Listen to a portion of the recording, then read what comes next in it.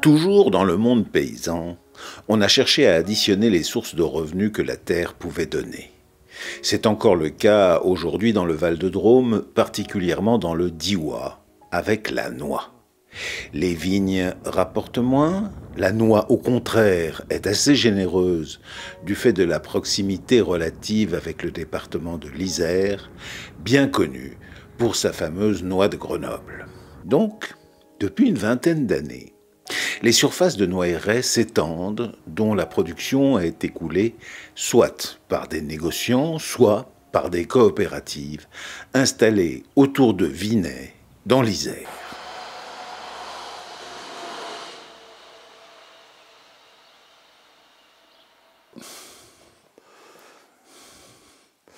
Moi, je les vends à un négociant qui est à Vinay dans l'Isère.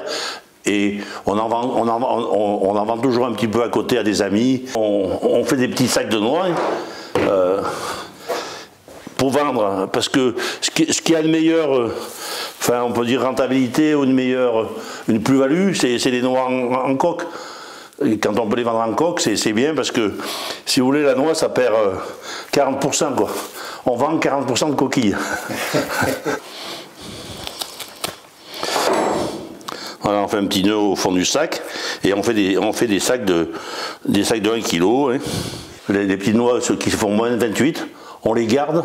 On a, vous voyez, un calibre. Bon, et vous voyez, ça elles font plus de 30. Hein. Et les moins de 28, c'est là où on les casse.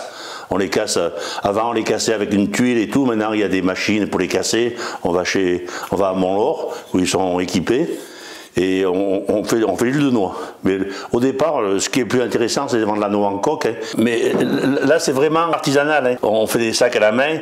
Bien sûr que ceux qui font des gros tonnages, comme les Copénois, les Saint-Rivière, où je vends, ils ont des chaînes Nous, c'est presque plus pour s'amuser, pour faire plaisir à nos amis quand ils viennent pour en donner. Donc voilà, on fait des sacs. Hein.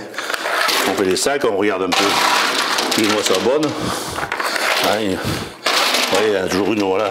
Pendant on les a passées, mais ces deux sont mauvaises, vous entendez le bruit, elles sont creuses. Ça arrive, hein. Ça arrive, hein, parce que c'est la nature. Hein.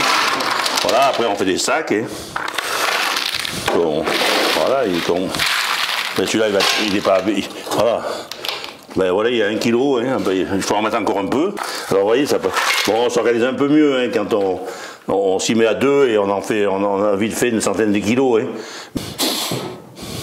Alors maintenant, il y a beaucoup de machines. Ouais. Mais votre grand-père, ou votre arrière-grand-père, j'imagine... Ouais, c'est surtout la grand-mère qui cassait. C'est vrai qu'il n'y avait pas la télévision, ils appelaient ça des soirées des noyages, quoi. Ils se réunissaient comme quand on tuait le cochon, quoi, à l'époque.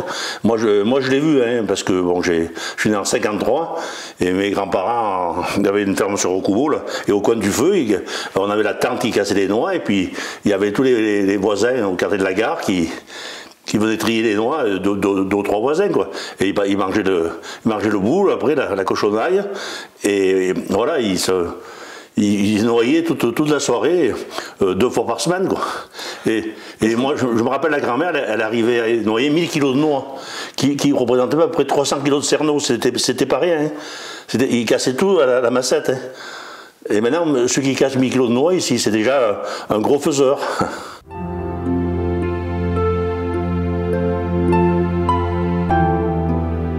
C'était un revenu complément. Les noyers, ça allait bien avec la vigne. On avait tous 1000 ou 2000 kilos de noix qu'on vendait. On vendait un peu comme ça, là, au bord de la route, comme on dit. Et puis, ce qui restait, on le vendait en gros. Jusqu'à l'année passée, ça a très, très bien marché. Les courses tenaient bien. L'année passée, alors, ceux qui sont en agriculture biologique comme nous, on a sorti notre épingle du jeu. Ceux qui sont en conventionnel, ils ont perdu plus d'1 euro sur le cours. Si vous voulez, un kilo moyen en conventionnel, ça valait 2,20 euros, 2,60 €. Là, ils ont vendu à 1,50 € cette année. Et tandis qu'en bio, nous on est à peu près à 3 € de moyenne, ça s'est maintenu. Jusqu'à présent, les gros, enfin il y a une quinzaine d'années, ils avaient 4-7 tonnes de noix. Maintenant, c'est les petits, parce que les gens ont planté des noyers, et ici, même dans la plaine de Montlore, ou de Minglon, ou Châtillon, c'est couramment des gens qui ont 20-25 tonnes de noix, quoi. Les greniers sont un peu épaissis, un peu comme moi.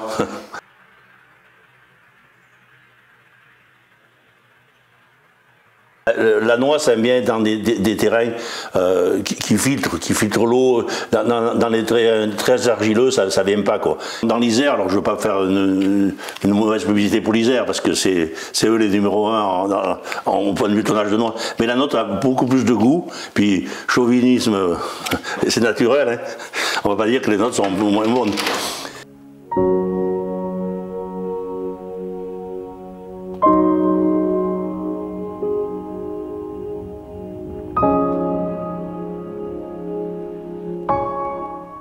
On ramasse les noix à la machine, hein. On en ramasse un peu à la main, un peu les tours des arbres, mais on ramasse à la machine. Donc on les vide dans ces remorques, la machine à noix vide dans ces remorques. On arrive ici, vous voyez, à partir de là, on ne touche plus les noix. On recule là, et par le tapis roulant, elle monte dans la première machine, qui est une machine et qui enlève les pierres, parce que les machines sont sophistiquées, mais elles ne trient pas les pierres encore, donc elle monte quelques pierres. Donc ça les trie. La seconde machine, c'est la laveuse. Ça lave, et après ça envoie dans la calibreuse.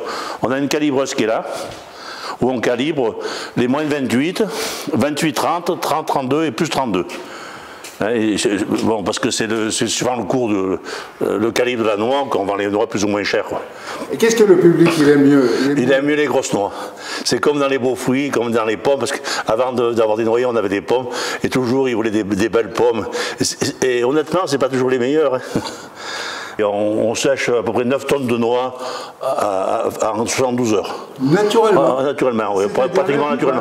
Bon, de temps en temps, si vraiment il pleut 2 jours, on met le gaz, hein, mais c'est assez rare, hein, parce qu'on a des belles arrière-saisons, hein, au mois d'octobre ici, il fait temps d'hiver, il fait très beau, hein. Ça va partir lundi, je les descends avec le camion, je les descends à Vinay. Ça, elles ont été calibrées là, et vous voyez, ça c'est la paloche de petites noix. Mais vous voyez, bon là ça c'est des belles noix, hein.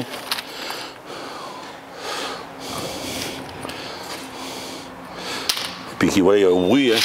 On les entend, j'ai un peu le coup de deuil, mais avant les anciennes, il y avait une noix mauvaise dans le sac, ils vous la trouvaient, hein.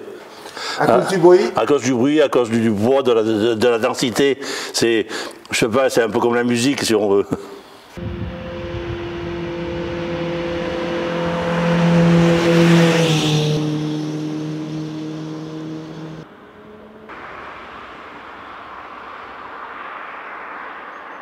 Cette activité a souvent amené les producteurs à s'unir dans des coopératives d'utilisation de matériel agricole, ce que l'on appelle des CUMA, comme à Montlore, non loin de Lucandiwa.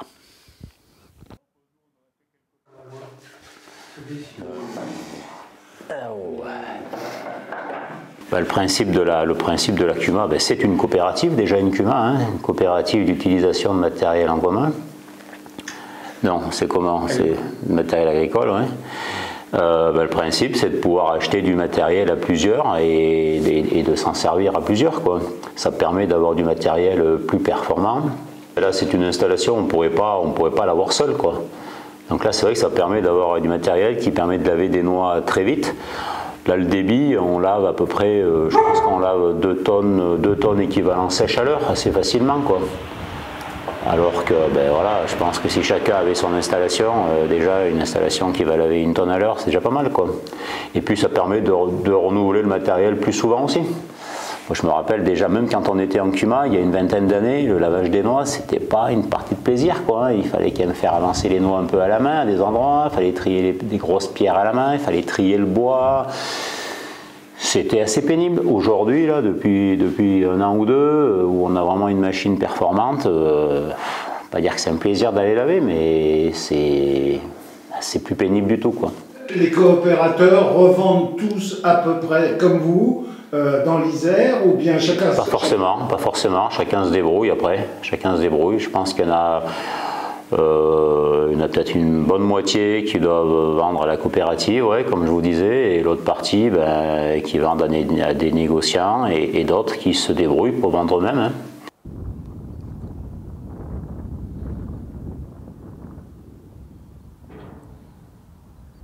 Le ramassage des noix, aujourd'hui, on fait quasiment tout à la machine. Vous avez en surface, vous avez à peu près combien? Moi, j'ai une quinzaine d'hectares de noix. Ça fait à peu près une trentaine de tonnes de noix à laver chaque année, quoi, voilà.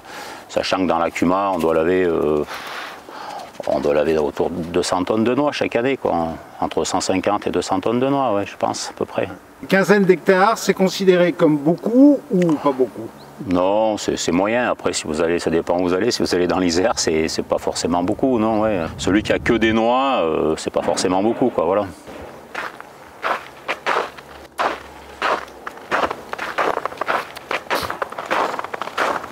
Quand on arrive avec nos noix lavées depuis la CUMA, j'envoie les noix dans ce séchoir. C'est une tour à 4 étages. En fait, les noix, elles arrivent en haut. On commence à mettre en route le ventilateur et au bout d'un jour, les noix ont commencé à sécher. Donc l'air qui sort de ces noix, ben, elle a encore un pouvoir séchant. Donc le principe, c'est de descendre les noix à l'étage qui est inférieur et de rajouter des noix au-dessus. Et mon père avait des noix, ouais, déjà, ouais. Ça fait très longtemps qu'il y a des noyers à Mont-Laur. Ouais. Pas à 100%. Non, c'était toujours un atelier secondaire. Les gens, il y avait pas mal d'élevage. Moi, mes parents avaient un peu des vaches, il y avait ou des moutons, ou des poules. Rares étaient les agriculteurs qui vivaient que de la noix.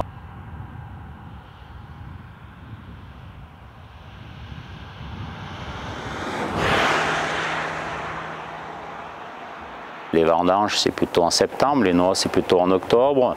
Après, la taille des arbres, nous, en principe, voilà, là, on va terminer la taille de la vigne fin janvier. Après, on taille un peu les noyers. C'est assez complémentaire. Ouais. La récolte, c'est une période un peu dense quand même, hein, au moment de la récolte. Hein, voilà. Et en principe, les noix, c'est pas comme les vendanges. 15 octobre, on y est dedans, quoi. Hein.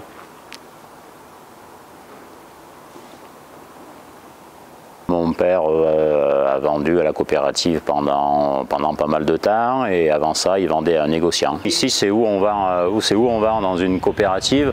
Dans le coin, il y en a qu'une, hein, c'est celle de l'Isère, Copénois. Voilà. Sinon, après, il y a plusieurs négociants qui viennent acheter les noix, ou alors il y a une autre solution, c'est de se débrouiller pour les vendre, hein, d'aller faire des marchés, d'aller faire des petits sacs, les vendre dans les grandes surfaces, dans les magasins spécialisés. Voilà. Moi, j'ai pas fait ce choix parce que déjà j'ai d'autres activités, et puis après les noix, c'est une période qu'on a d'un petit peu tranquille, et si on veut vendre soi-même, c'est du boulot, quoi, voilà, hein, il faut s'en occuper, il faut s'occuper des clients, il faut mettre en sac, il faut trier, voilà, c'est un autre métier aussi, quoi, et c'est vrai que moi c'est pas trop mon truc non plus, quoi, voilà, donc système coopératif me convient, quoi, même si c'est pas toujours parfait, mais le principe me convient, quoi.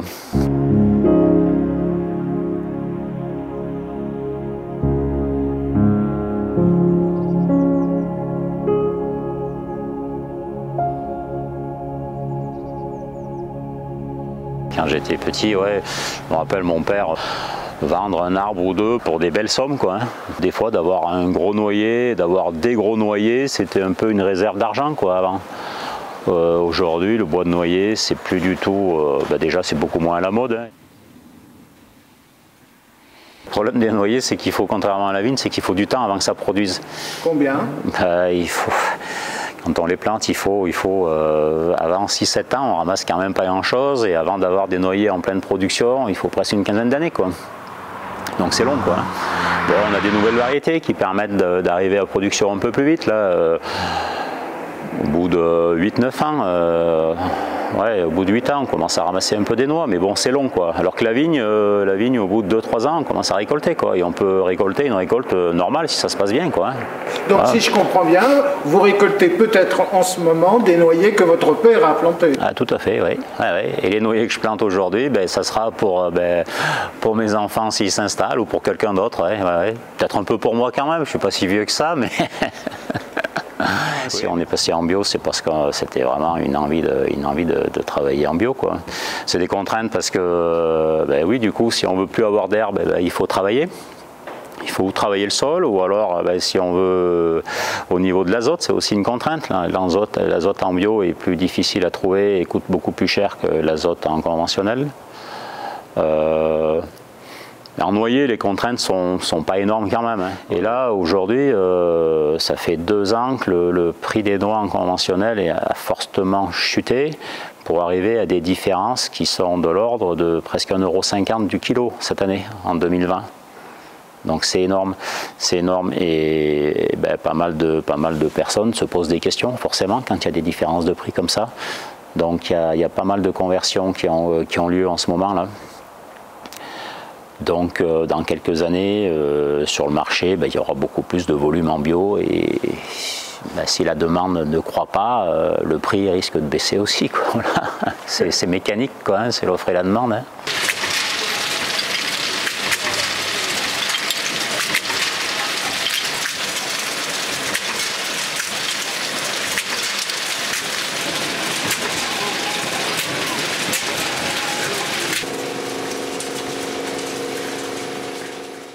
Non loin de la ferme de la famille Brun, toujours sur la commune de Montlore, se trouve l'exploitation de la famille Mansip. Les deux ont beaucoup en commun, ce sont des exploitations familiales l'une et l'autre et de longue date. Elles pratiquent également depuis longtemps une agriculture biologique et elles additionnent des activités diverses, notamment de l'élevage et de la culture de céréales.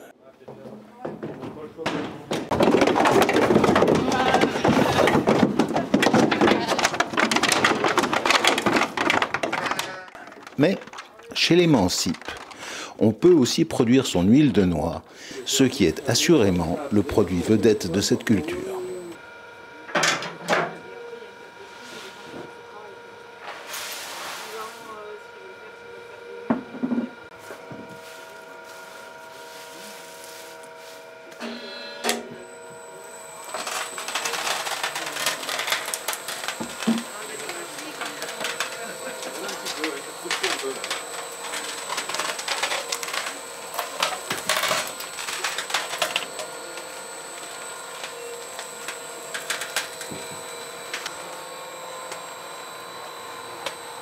On presse déjà essentiellement nos noix à nous, nos cerneaux à nous, parce que l'objectif du moulin c'est déjà de s'affranchir du façonnage et de le faire soi-même, d'aller jusqu'au bout de notre production, de transformer nos petits calibres et nos déchets et de les mettre en huile. Donc ça c'est la principale partie du moulin et après on ouvre le moulin au façonnage pour une clientèle locale qui veut faire son huile pour sa consommation personnelle, essentiellement. On est capable de traiter entre 250 à 300 kg par jour de travail, 250 kg de cerneaux par jour de travail. Après, on n'ouvre pas tous les jours.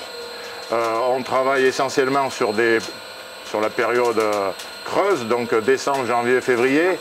Et après on s'organise, dès qu'on en a 300 ou 400 kg à faire, eh bien, on organise une journée de moulin. À temps faire de mettre en route les machines, on les met en route pour une journée complète. Et on presse au fil de nos besoins à nous et au fil des demandes de la clientèle. Voilà.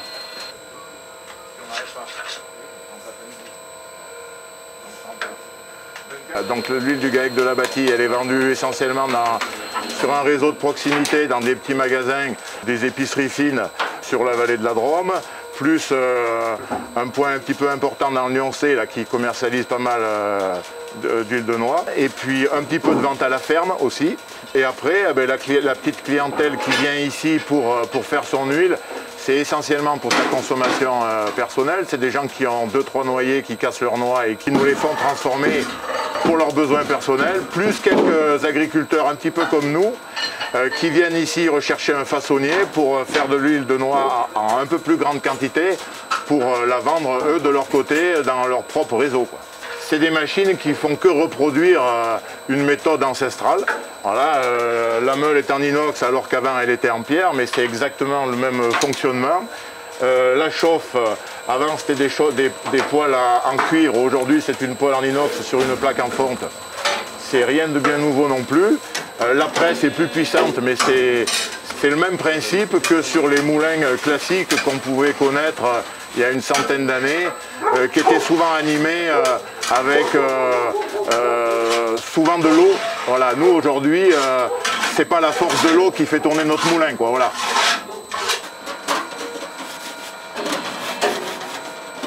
Et alors là, vous faites quoi, monsieur?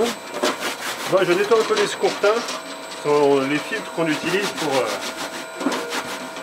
pour extraire l'huile, pour avoir une huile un peu plus propre à la sortie. Donc on les gratte un petit peu pour les nettoyer, les rassouplir entre chaque passé. Et on a le tourteau qui sort de là. Alors qu'est-ce qu'on fait du résidu sec? C'est perdu? Pas forcément. C'est-à-dire? Ça peut être donné aux animaux. Voilà. C'est riche en protéines. Il faut le rebroyer, le remettre en farine et le mettre dans la ration essentiellement pour de l'élevage laitier. Après, nous, dans la majorité des cas, c'est le client qui récupère son tourteau et qui le donne aux animaux qu'il souhaite. Et quand c'est le nôtre, eh ben, soit on le donne aux brebis, là, avec l'élevage qui est à côté, soit je le donne à un voisin qui a quelques cochons à l'engraissement et puis un élevage laitier de chèvres.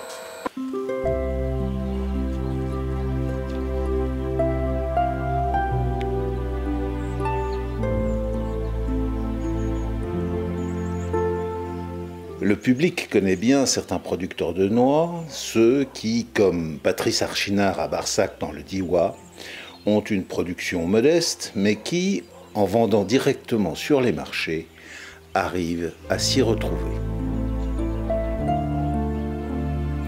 Ouais, il faut toutes les conserves. Là. Copier. Et après, je vais. Tu ouvres ta clé. Là. Ouais. Ah oui, d'accord. Tu peux. Là, c'est la foire à Entraigues, les castagnades que je fais depuis quelques années. Donc là, c'est sur 2 jours, samedi, dimanche. Et là, c'est un marché uniquement avec la charte des producteurs. Il faut être uniquement producteur pour déballer à cette foire. J'ai commencé à commercialiser ma production. J'avais une petite production, donc à peu près 1 hectare de noyer, une centaine d'arbres. Comme il n'y en avait pas beaucoup, au lieu de vendre aux grossistes, aux courtiers, que le prix n'était pas énorme, j'ai préféré vendre directement, quoi. Je dois avoir entre 1 tonne et 1,5 tonne par an. J'ai commencé à marcher à Valence, et puis le samedi matin, puis à Beauvallon le dimanche matin. Et puis après, je suis allé plus dans le sud où j'avais de la famille à l'époque, donc Pertuis et Aix-en-Provence. C'est agréable, on rencontre beaucoup de personnes, les gens aiment savoir comment on récolte, la transformation des noix, ils sont très très curieux dans l'ensemble. Je crois que j'ai commencé en 2003, l'année de la sécheresse, où il y avait très peu de noix. Et pour gagner un petit peu plus et éviter tous les intermédiaires, j'ai préféré le faire directement, quoi. Et j'ai ma clientèle dans le sud depuis 2006-2008 et j'y vais 3 ou 4 fois dans la saison, quoi. Vous dites j'ai ma clientèle, ça veut dire que les gens sont fidèles? Oui, ils sont très fidèles. Ils appellent sur le téléphone, laissent des messages, ils commandent à l'avance un petit peu. Et, le marché d'Aix-en-Provence le samedi matin qui marche très bien, j'ai pu vendre jusqu'à 150 à 180 kg de noix, quoi.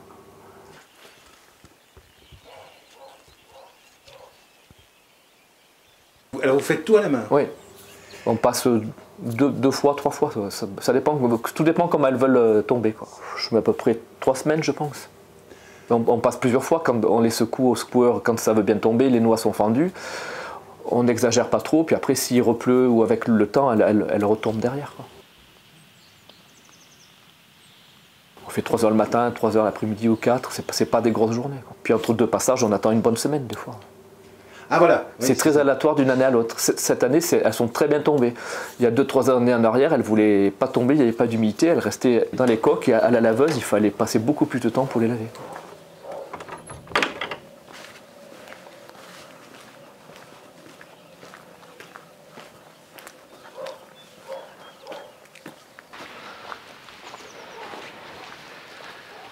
Celui-là, c'est pas la même variété que les autres, c'est un Lozron qui est très très vieux.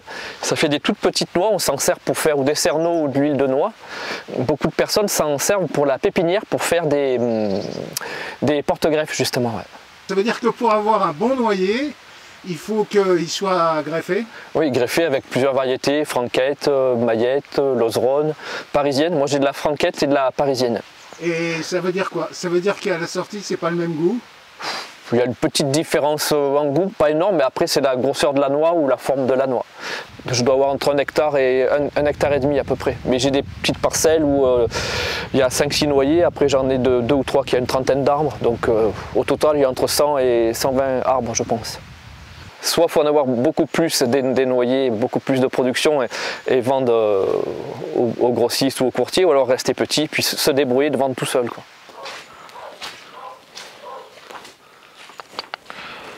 Ça c'est le secoueur à noix, oui, pour secoueur à cale pour secouer les noix pour les faire tomber un peu plus rapidement, quoi. Donc on laisse couler une fois, voire deux, mais plutôt une fois. Derrière moi, c'est un séchoir, c'est des compartiments. On y met à peu près une tonne de noix au total.